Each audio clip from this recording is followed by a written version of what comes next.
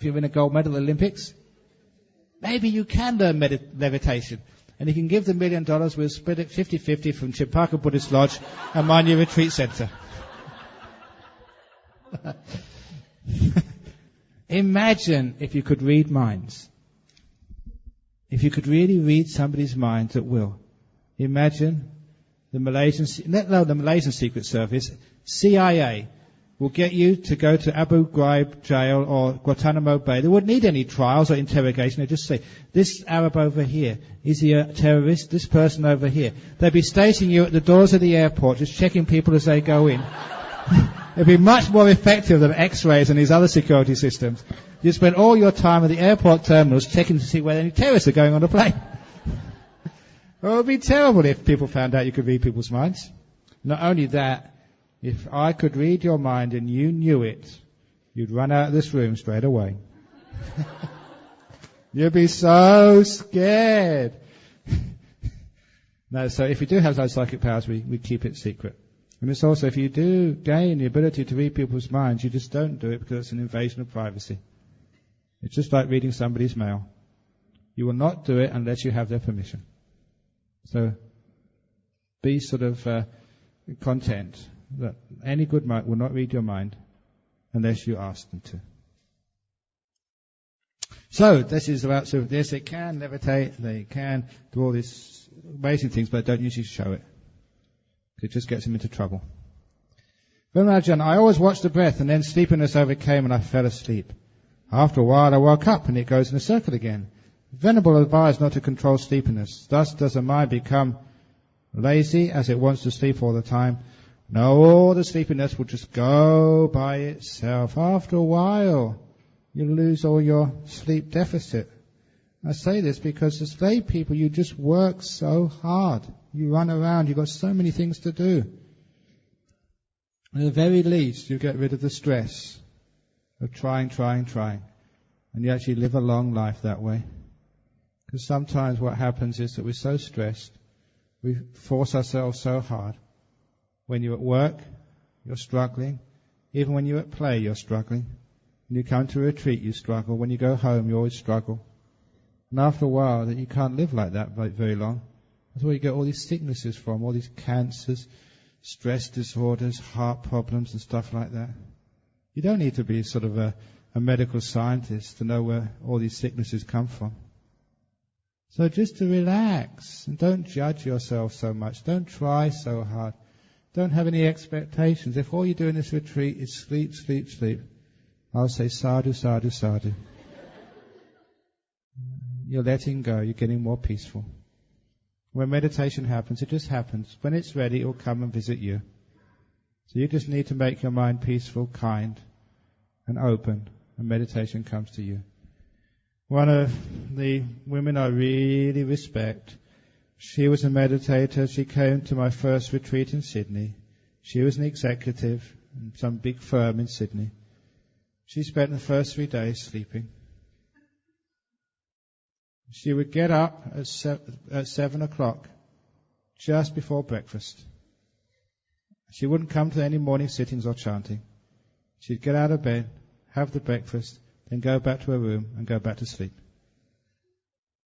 Get up again for lunch, have a nap in the afternoon, maybe sit for an hour or two in the afternoon, and then have an early night in the evening.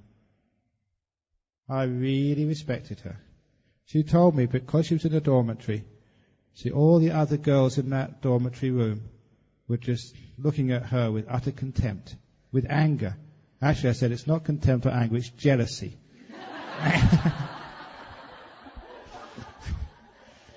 They wish they had the guts and the courage to do what you're doing. Because they see someone sleeping there and say, why don't I go? I can't go to sleep, I've got to put forth effort. Have a sleep, for goodness sake. So for the first 3 days, she slept most of the time. After 3 days, her sleep deficit disappeared. She felt good. She got up naturally. She wanted to get up. And she came and sat. She wasn't sleepy in the morning sits like everybody else was because she had rested. She soon caught up with other people in their progress of meditation. By the end of the retreat, she was one of the star meditators. And I always take up her example to teach other people about how to meditate. Go at your own pace. Don't look at other people. If you're tired, sleep. The sooner you get that rest out of the way, the sooner you feel free and able to really have some good meditation. I know that from my own experience. I was told only to sleep a little amount. I did that and I was always tired. I struggled and strived and I wasted so much time. Now I know just when the body's tired, it's not me, not mine, not a self, it's just tiredness. I don't fight nature anymore. I work with nature, I make peace with it. And that way I don't need to sleep so much. When you're not fighting, you don't get so tired. When you're at peace, you've got more energy. It's natural energy, not coming from pride and ego and the self. I've got to get up early in the morning. I've got to get up. I've got to be the first one in the hall. And those of you who get here first, you look around. I'm the first one here. And then late at night, you've got to stay, be the last out the hall. When you're looking around, why doesn't she go? Why doesn't she go? Because then I can be the last. So don't look at other people. Don't worry. If you need to sleep, sleep. And that way it becomes this beautiful natural process of meditation. You get peaceful, you're tranquil, you're at ease, middle way. Most people, including everybody here, are very highly motivated. That's why I don't need to motivate you anymore. You're too motivated.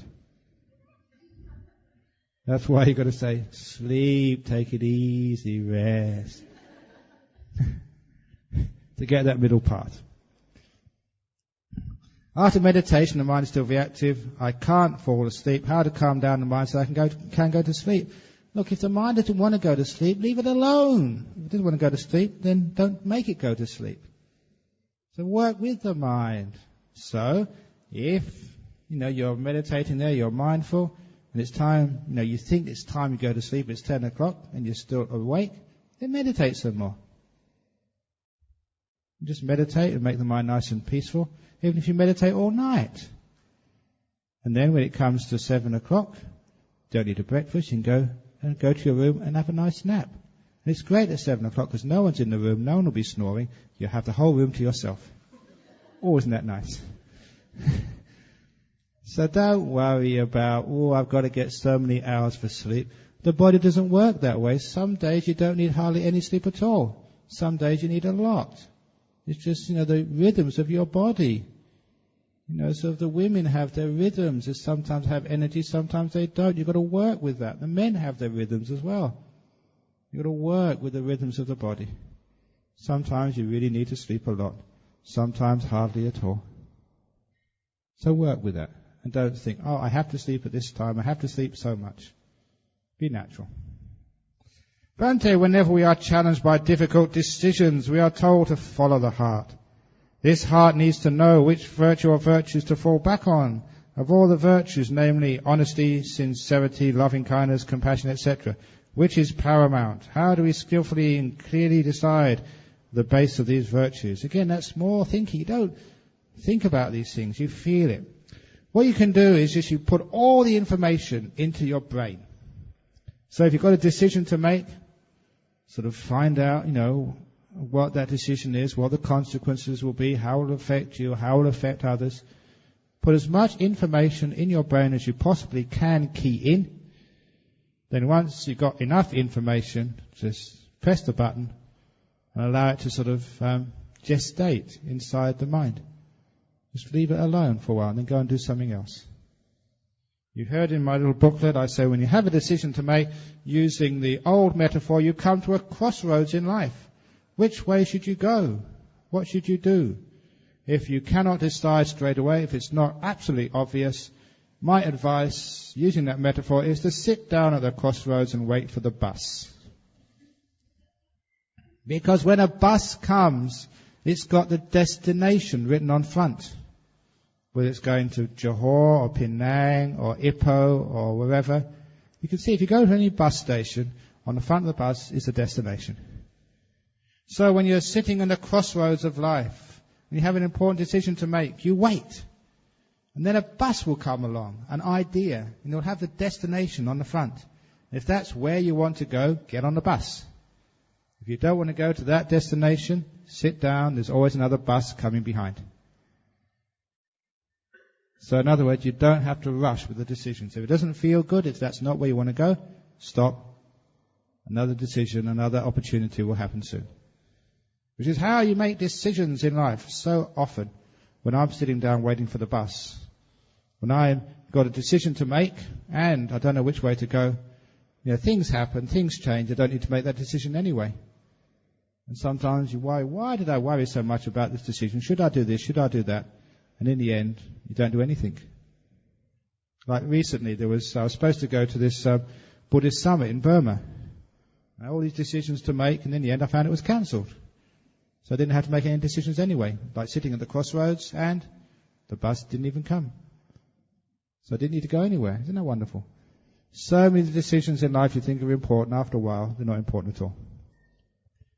Ajahn, when my leg was pain in this morning meditation, I went into the pain and generated the sense of gratitude, appreciate gratefulness towards my leg, and embracing all the pain there was there.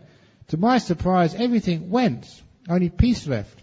I realized all the wholesome states are acts of letting go.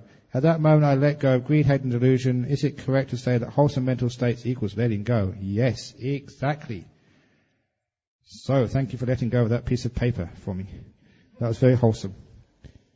Sometimes when I see someone is suffering, I can't control my tears with compassion. With compassion does one feel sad too. Okay, when you see someone else suffering. Sometimes you have compassion, but remember that compassion always has to go two ways. Actually, many ways usually. The person who you're looking at is only one being in this world. There are other beings as well, and you count too. For example, in my monastery there are 20 monks.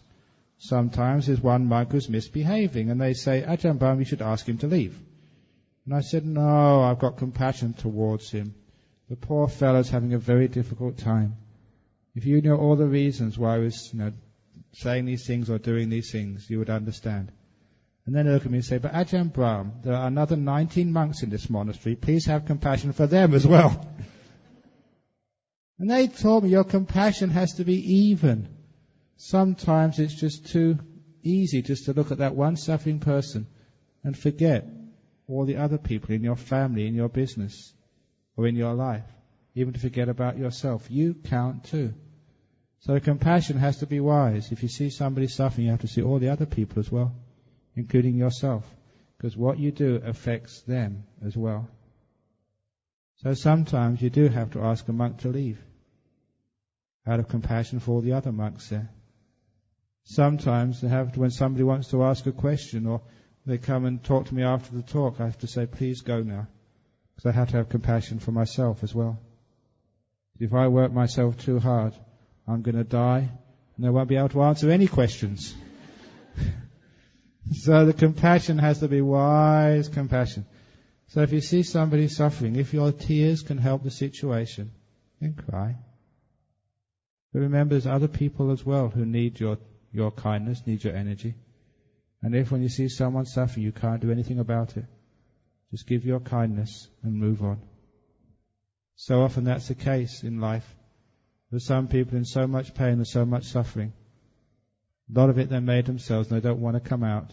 You can't help them. Sometimes it was very sad as a monk, first of all, when you saw that. You realized you couldn't help them. They were going to die, they were going to commit suicide, they were going to do terrible things. There's no way you could help them. You knew that. So you just had to stand back. There's some people you just can't help. You have to let go. It's sad. But maybe in the future, you may have put a little seed in there which is not going to germinate now, but maybe in the future it will. You have to let go. Number 2, can one attain sotapanna stage without doing meditation? We've already asked that question. Has anyone got any comments about the compassion business? Okay, next one. Dear Ajahn, Pure Land recitation of Amitabha Buddha's name and meditations share the same goal, to achieve one pointedness of the mind, one on the Buddha's name, one on the breath. But the approach seems different, as recitation has a doer mind, being aware, whereas meditation attempts to still the doer mind. In my analysis, correct or both approaches are basically the same?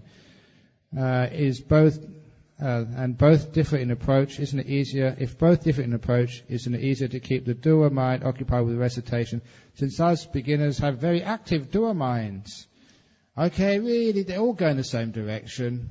You just let go of the doer little by little by little. Instead of even chanting the Amitabha name, you can always do the Buddho name. Buddho, Buddho, Buddho. It's called a mantra, a recitation. In Australia, because people haven't got a foundation in Buddhism, and they say the Buddha, Amitabha, it doesn't really mean much to them. So I gave them an Australian mantra they can do along with their breath. I told them, as you're breathing in, you don't say Buddha, you don't say the name of Amitabha. As you breathe in, you recite the word shut. As you breathe out, up. Shut, up. Shut, up. Along with your breath. And it's very effective for Western minds. Shut up, shut up, shut up. Because if you keep saying that to yourself after a while, you do shut up. In other words, you're quiet and peaceful. So the point is, sometimes to stop the doing, we have to have like a halfway house, like a half doing. So we can't give up all doing. We're active. We can't just go from fourth gear to full stop. We have to go from fourth gear to third gear to second gear to first gear, and then we apply the brake. So it's just like we slow down gently. So you can start chanting because that slows you down gently. But that's only going from fourth gear to third gear. Soon you have to let go of the chanting and just feel the process with no words. That's going from third gear to second gear. Then you go to nimittas, which is going to the first gear. You're hardly doing anything at all. Then you can put on the brake and go into jhanas and stop. So this is how we slow down gradually. So all the meditations, it's all going the same direction. Whether you start with meditating on Buddha or shut up or the name of Amitabha, or even if you can do a Jesus prayer or whatever, it doesn't really matter. After a while, you let go of the words. Mind becomes still, and you go even deeper. Some teachers advocate that we select one method of cultivation, stick to it to gain results.